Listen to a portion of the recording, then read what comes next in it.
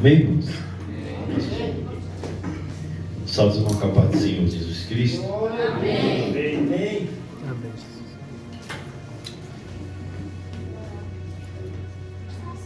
Deus é bom, né, irmãos? Abre a palavra do Senhor, João 20, do versículo 11 até o 19. Amém? Está lendo os índices e a igreja os pares, amém? Estou sem óculos, esqueci o óculos em casa. Todos acharam? Maria, entretanto, permanecia junto à entrada do túmulo, chorando. Enquanto chorava, abaixou-se e olhou para dentro do túmulo. Viu dois anjos vestidos de branco, assentados onde jazera o corpo de Jesus, uma à cabeceira e outro aos pés. Então eles lhe perguntaram: mulher, por que choras? E ela lhe respondeu: porque levaram o meu Senhor, e não sei onde puseram. Tendo dito isso, voltou-se para trás e viu Jesus em pé, mas não sabia que era Jesus. Perguntou-lhe Jesus: mulher, por que choras? A quem procuras? E ela, supondo ser ele o jardineiro, respondeu: Senhor, se tu tiraste, diz-me onde puseste, e eu o levarei. Disse-lhe Jesus: Maria. Ela, voltando-se, disse: Rabone, que quer dizer mestre. Respondeu-lhe Jesus: não me detenhas, porque ainda não subi para meu Pai, mas vai ter com os meus irmãos, e disse: subo para o meu Pai e vosso Pai, para meu Deus, o vosso Deus. Maria Madalena foi a que se disse: Deus lhe dá o Senhor, e disseram Jesus. Ao cair da tarde daquele dia, o primeiro da semana, trancados as portas da casa onde estavam os discípulos, com medo dos judeus, veio Jesus e pôs-se no meio e disse-lhe: a paz seja convosco. Vamos ler tudo junto, 19? Chegada a tarde daquele dia de Deus, o primeiro dia da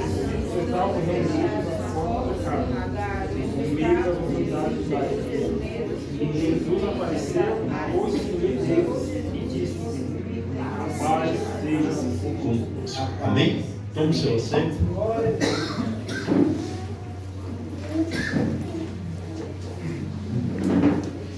Vou ser breve, bem rapidinho, mas que os irmãos prestem bastante atenção. A palavra do Senhor, ela diz, vai nos dizer que quando Jesus ele foi sepultado, e quando Maria ela vai até o local onde Jesus estava, ela chegando lá, ela não achou Jesus. Ela viu dois anjos, um sentado numa ponta da cama onde Jesus estava e o outro aos pés, um na cabeceira e o outro aos pés. E o interessante que responde: o que tu veio procurar aqui? Jesus falando, né? O que você veio procurar aqui? Às vezes nós nós queremos buscar Jesus onde Jesus não está.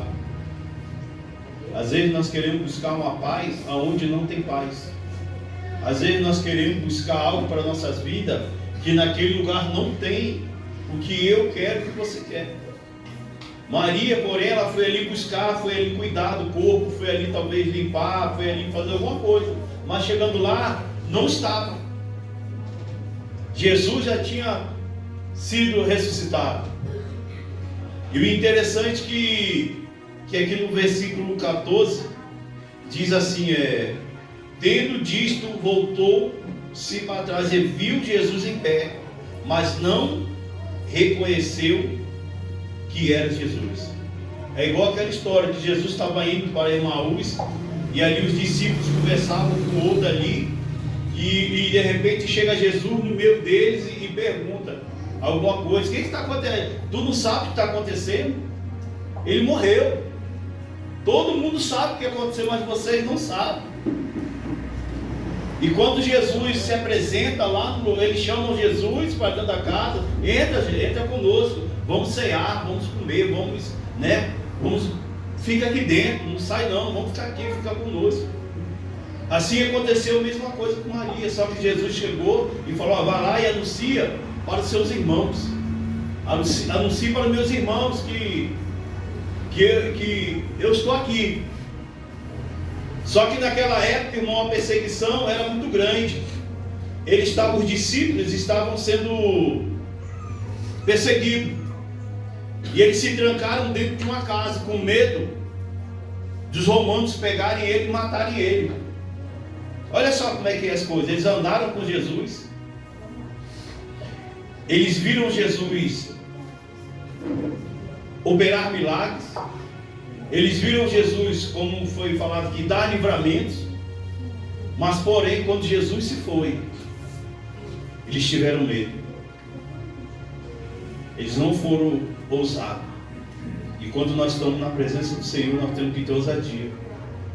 Quando nós estamos na presença do Senhor, irmão, pode vir o mal, pode vir a tribulação, que for. Nós temos que nos levantar como discípulos de Deus. Nós temos que nos levantar, porque aquele que nos tirou lá do lamaçal do pecado é o mesmo que vai nos guiar, é o mesmo que vai nos fortalecer, é o mesmo que vai nos dar vitória, é o mesmo que vai nos livrar da mão do inimigo, é o mesmo. E os discípulos de Jesus estavam todos reunidos naquela casa. Aí de repente Jesus ali aparece, do nada Jesus aparece e fala assim, a paz seja convosco. Já pensou, irmão? Nós estamos todos reunidos, tá? Estoura uma guerra e começam a perseguir os cristãos. Aí nós nos trancamos dentro da igreja aqui, baixa as portas, vamos ficar todo mundo aqui reunido. Aí daqui a pouquinho a gente está reunido e Jesus aparece no meio da igreja. E ele fala assim, a paz seja convosco. É quando a gente menos espera, irmão, que Jesus, ele aparece. É quando a gente menos espera que Jesus, ele chega e vem ao nosso encontro. É quando a gente menos espera. A Bíblia diz, irmão, que o discípulo estava dentro de um barco. E a ventania era muito forte. E Pedro, quando avista Jesus, ele fala, Jesus fala assim, olha, não temas, sou eu.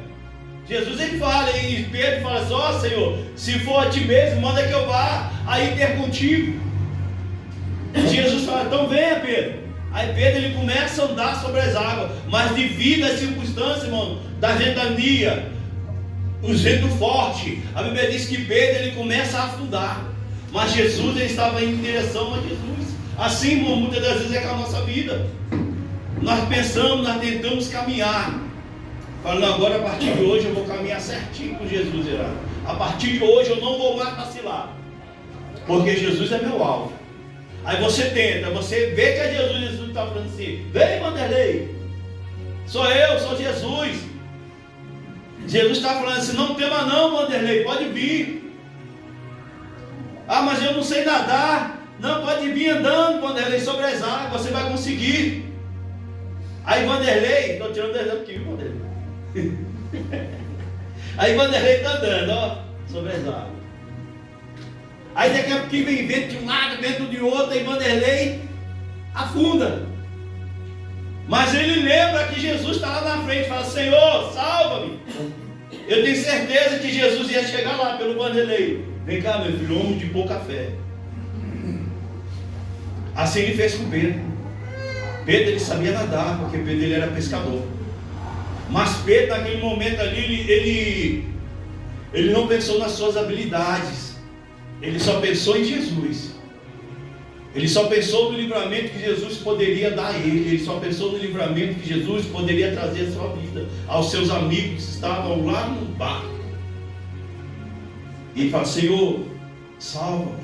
E quando a gente clama a Deus, irmão, o Senhor, ele vem e nos socorre. Independente de você ser um missionário, independente de você ser um cantor, independente de você ser um pastor, quando a gente clama ao Senhor, eu posso saber pregar a palavra, que eu não sei pregar a palavra, eu sei só contar a história. Dependente de eu ser daqueles pregadores teólogos, eu também não sou teólogo, eu sei contar a história. Dependente de eu saber cantar, eu não sei cantar, mas eu sei adorar o Senhor do meu jeito, da minha maneira, da minha forma. Aleluia. E a forma que nós temos é de como que nós vamos chegar até o Senhor. Como é que você chega até Deus?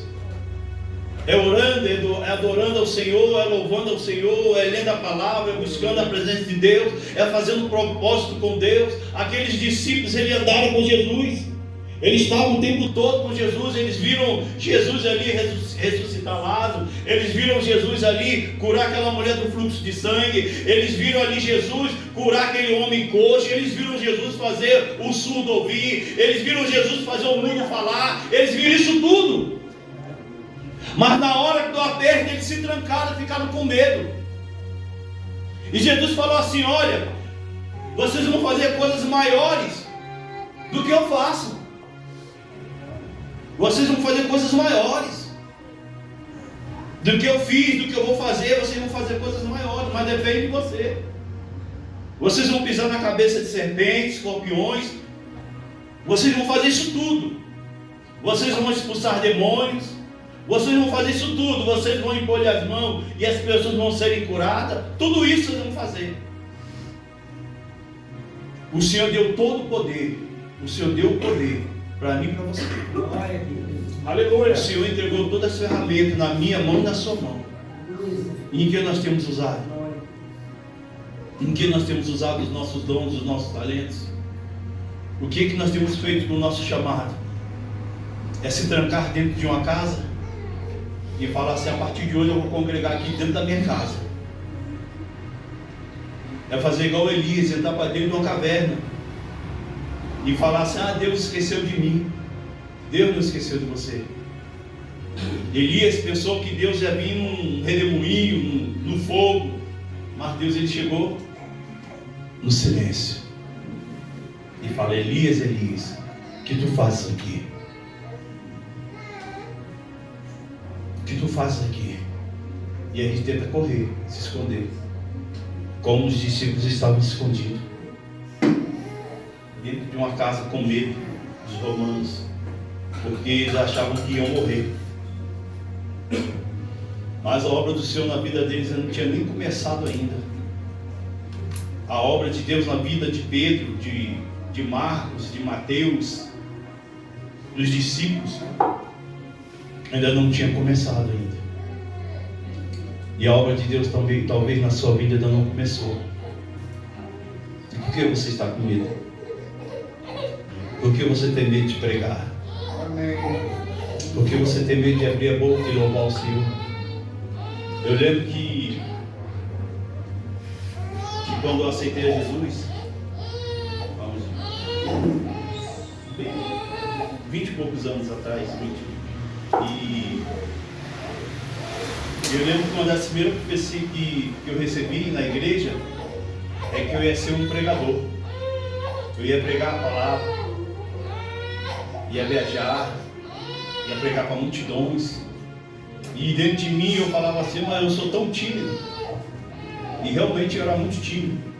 Até hoje eu sou tímido por algumas coisas. Mas na questão de falar, como eu estou falando para você aqui, Para mim era muito difícil. Era algo assim, quase que impossível eu pregar a palavra de Deus para alguém. E Deus sempre falava assim: olha, eu vou te fazer um pregador, você vai ser um pregador da minha palavra. Aí o pastor, onde a gente congregava, quando eu lembro que teve um congresso na igreja, ele me chamou, eu era novo convertido. Tinha pouco tempo. E ele chamou, estava lá com os pastores e tal, numa festa. Ele chegou, me chamou: vem cá antes. Aí falou para os pastores que estavam lá: esse aqui vai ser meu futuro pastor. Do nada. Esse aqui vai ser meu futuro pastor. Eu estava na escola dominical, bem rapidinho. Aí eu ia para a escola dominical de bermuda e camiseta regata. E eu pensava: se alguém falar alguma coisa comigo, eu nunca mais volto aqui nesse lugar. Eu pensando. Mas eu ia. Todo domingo de manhã eu saía aqui do Valparaíso e a igreja era lá no Guará. Eu ia. Eu estava dentro do meu carro, olha isso. Ia lá para o Guará. E aí num dia desse, um domingo desse, ele chegou para mim, estava lá a classe dos pastores e tal. Ele veio até mim e falou assim: ó, eu vou te batizar hoje, no culto à noite. Tu quer ser batizado? Eu olhei para ele e falei: tá bom, quero. Tá bom, eu falei: eu vou ali comprar uma roupa, que eu estou de bermuda, camiseta regata, e fui lá na feira, que era do lado da igreja. Aí comprei outra bermuda e outra camiseta. E fui pro culto. Todo mundo bonitinho, de terno. E eu lá, de bermuda e camiseta regata. E eu falei assim: ele passa, não vai me batizar não. Aí ele foi, me chamou e me batizou, do jeito que eu estava.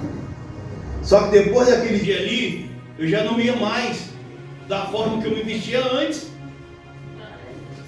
Só que depois daquele dia ali, eu tinha que mudar minha postura. Aí eu já passei de terno, todo bonitinho de terno, de gravata. Parecia até mesmo um pastor. Parecia até mesmo um homem de Deus. Me sentia assim: agora eu estou igual eles lá em cima. E as profecias vinham e falavam: você vai pregar minha palavra, você vai fazer isso. Eu era tímido. Mas quando a gente tem um encontro com Deus, Deus ele tira a nossa timidez. Aleluia. Quando a gente tem um encontro com Deus, Deus ele tira a nossa covardia. Quando a gente verdadeiramente tem um encontro com Deus, Deus ele tira aquilo que nos atrapalha de chegar até a presença dele. Quando a gente tem a presença de Deus, irmão, Deus ele aparece na nossa frente e diz assim: olha, não temos, porque eu sou contigo. E às vezes nós nos achamos tão pequenos, irmão. Nós nos achamos assim que nós não somos capazes de nada. Mas é Deus que nos capacita, é Deus que nos levanta.